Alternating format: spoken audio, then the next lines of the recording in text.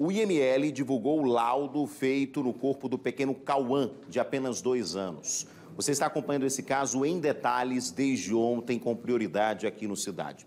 Ontem nós trouxemos em primeira mão a notícia de que a polícia havia encontrado o corpo do garoto.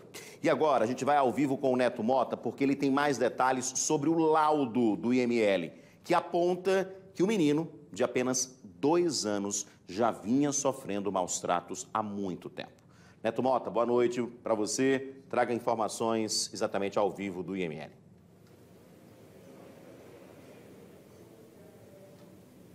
Oi, Edson, boa noite para você, boa noite para todo mundo que está junto com a gente aqui no Cidade Alerta Alagoas. Pois é, as primeiras análises realizadas pela Polícia Científica apontaram pelo menos 3 lesões em 3 costelas do menino, além também de traumatismo craniano. Eu estou aqui ao lado do médico legista Kleber Santana, que vai nos dar mais detalhes. Doutor, boa noite, seja bem-vindo ao Cidade. Conta pra gente, quais foram essas primeiras análises e quais as outras que deverão ser feitas nos próximos dias na alçada? Boa noite a todos que nos assistem. Então, nós iniciamos os exames periciais hoje pela manhã, na alçada, que deu entrada aqui no Instituto Médico Legal, o qual existe uma possibilidade muito grande de ser de Cauã. Fizemos os primeiros...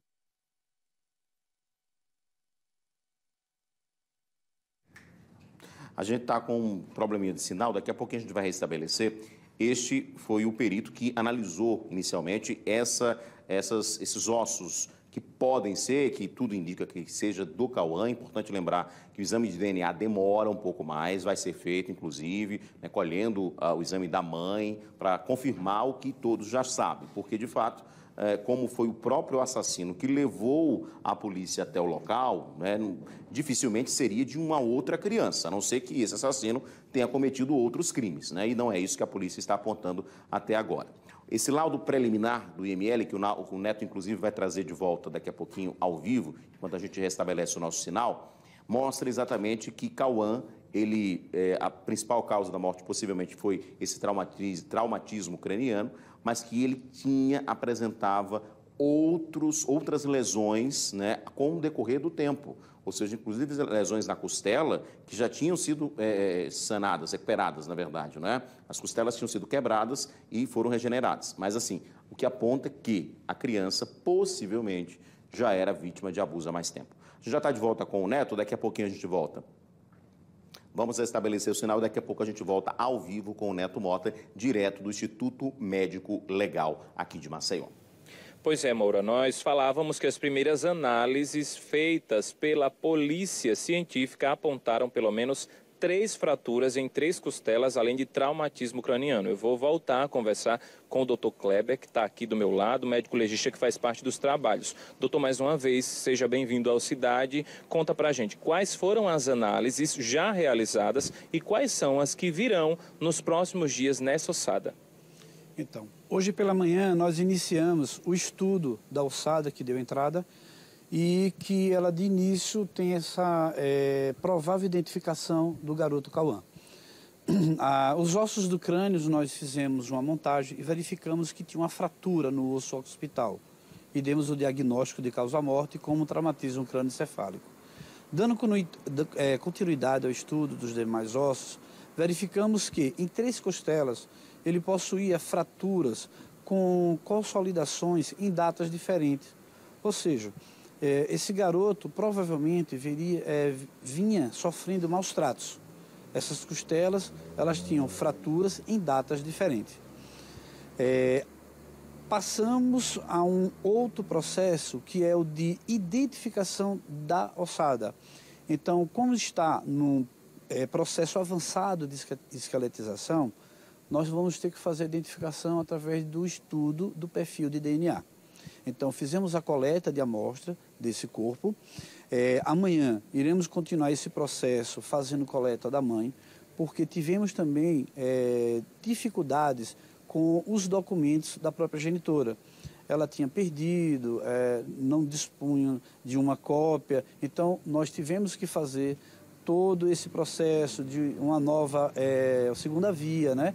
Não só dele, também da certidão de nascimento da criança, e aí amanhã vai ser feita uma coleta para que na próxima semana possamos enviar para o Instituto de Criminalística o laboratório de DNA forense. Doutor, há muita contradição no depoimento do principal suspeito em relação a datas, prazos. Ele fala de 18 de março, depois 18 de abril. O que é possível, dentro das análises que já foram realizadas, falar sobre o tempo? Esses materiais, da maneira que foram encontrados, esses restos mortais, sinalizam que há mais de 10 dias o corpo pode ter sido colocado naquele terreno? Sim. No espaço temporal de decomposição, ele chegou no estado muito avançado. Então, o estado de esqueletização que ele chegou, completo. E isso mostra que o período temporal tem mais de 10 dias. Fica um pouco difícil da gente determinar a data precisamente, porque o local onde estava tem muita matéria orgânica e isso pode ter acelerado também o processo de decomposição. Mas mesmo assim, a gente pode afirmar que tem mais de 10 dias. Era essa pergunta que eu ia fazer. Os exames conseguem precisar mais ou menos quantos dias aquele material já estava ali, até para a gente entender que está de fora das análises? Então, olha só, no processo normal de decomposição, uma lesão que poderíamos encontrar no crânio, que justamente no couro cabeludo, que seria uma equimose, ela gasta em torno de 21 dias para poder se resolver. Nós não tínhamos mais nem o couro cabeludo. Então, assim, nesse período temporal, a gente pode dizer que provavelmente até mais de 20 dias tem que esse corpo estaria ali naquele local. Volto a dizer, como é um local com muita umidade, o corpo estava semi-enterrado com folhas por cima, então assim, isso acelerou muito o processo de decomposição. Temos que lembrar que, além da própria microbiologia, existem também os animais, né? Naquela região pode ter canídeos, tipo raposa, e isso pode também ter favorecido, né, em um processo acelerado de esqueletização. Tentamos ver algumas lavas que poderíamos encontrar, mas não conseguimos, tá? Às vezes, o estudo de dípteros e dessas lavas também pode ajudar no processo temporal, tá certo? Para a gente dizer mais ou menos um tempo que já teria aquele material encontrado. A Polícia Forense realizou, então, esse levantamento nas regiões próximas à ossada, que o senhor acabou de falar aí, os detalhes que foram encontrados. E tem outro ponto que chamou a atenção, além desses, doutor, desse cenário onde estava o corpo, do que pode fazer com que os resultados, que podem influenciar nos resultados, como a questão da matéria orgânica.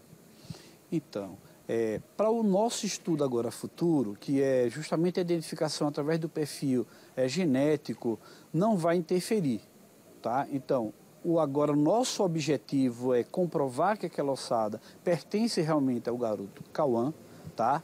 No laudo a gente já pode afirmar que a causa-morte foi um traumatismo crânioencefálico. Podemos afirmar também que essa criança vinha sofrendo maus tratos. E a identidade sendo comprovada, já temos a materialidade do fato para poder seguir com o inquérito policial. E agora mesmo, sem documentação da criança, a mãe vai passar pelas análises de DNA, é isso? Isso. Tivemos assim, um cuidado em pegar a segunda via do documento dela, a segunda via da criança, porque são eles que provam que ela é a mãe, né? Teoricamente, sem precisar do exame de DNA. Porém, como a gente não consegue a identificação, né, sem o exame de DNA da criança, porque ele chegou em esqueletização, a gente vai ter que ser obrigado. E aí a gente fecha esse ciclo. Então, a gente vai ter condições de identificar e afirmar que aquela ossada pertence ou não ao Cauã. Doutor, já existe um prazo para a apresentação desses relatórios, dos resultados dos exames que serão realizados nos próximos dias? Então, pretendemos seguir os prazos legais dados pelo Código Processual Penal, tá? Que são justamente de 10 dias, mas podem ser também prorrogados até 30. Esperamos que não, até porque nós hoje temos o laboratório de DNA aqui no estado e isso vem acelerando muito, tá? Na agilidade nesse tipo de processo de identificação. Doutor Kleber, muito obrigado pelas informações. A gente viu aqui, né, Moura, desde ontem a gente acompanha esse caso e a riqueza de detalhes que foram aí colocados pelo doutor em relação ao cenário em que foi colocado, na verdade, o corpo do menino Cauã lá no Benedito Bentes. Eu volto para você. Perfeito, Neto. Trabalho importante, inclusive muito rápido, né? A gente ressalta isso, porque o caso requer exatamente isso. Doutor, eu queria cumprimentá-lo, agradecer a participação aqui ao vivo. Queria fazer a seguinte pergunta, né? Pelo estado avançado, inclusive que os restos mortais, possivelmente do Cauã, foram encontrados ontem, e por ele ser muito novo, só o exame de DNA que pode mostrar que ele de fato é filho da própria mãe, não é? Da genitora, porque também não tinha, por exemplo, a questão da arcada dentária, algum tipo de exame, quer dizer, vocês têm outras opções de identificar exatamente esse parentesco, mas no caso dele não, porque ele era muito novo, né? Ou seja, exames, outras informações, como o senhor falou também, não existia mais couro cabeludo, não tinha mais cabelo, então isso dificulta bastante, só o DNA é o único exame que pode exatamente comprovar isso, não é?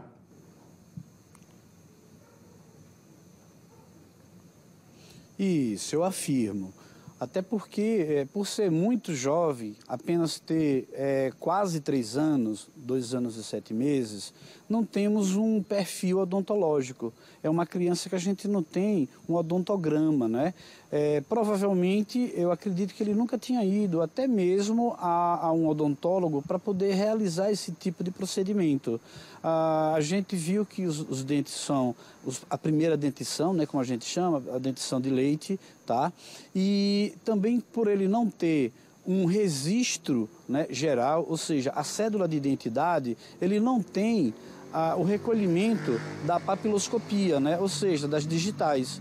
Então, tivemos que optar justamente pelo processo de identificação através do DNA. A situação do crânio, doutor, pode dar já uma certeza de que, de repente, ele sofreu mais de um trauma que levou a essa morte, ou seja, ou foi o único trauma, como relata, inclusive confessou o criminoso, de que ele teria batido numa quina, por exemplo?